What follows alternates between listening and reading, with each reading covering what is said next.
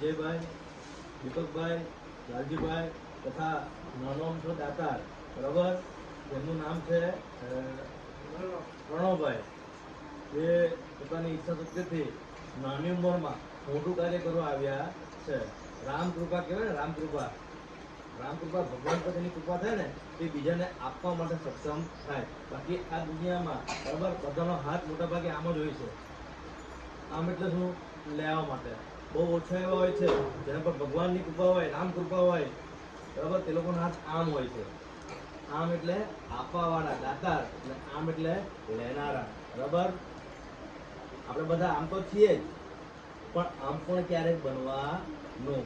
તો ભગવાનની કૃપાથી આજે આપણી સમક્ષ, બરાબર, વિજયભાઈ, લાલજીભાઈ, દીપકભાઈ અને નાના એવા બાળ સાથી મિત્ર એમના પ્રણવભાઈ, એ દાતાર તરીકે દાન કરવા માટે તમને જે કંઈક આપવા આવ્યા છે એ બદલ આપણે એમનો સ્વાગત કરીએ છીએ, હૃદયપૂર્વક આભાર પણ માનીએ છીએ. તો હમણાં આપણે 3 તાળી વડે વધાવી લઈશું. Ready, 1 2 3 start.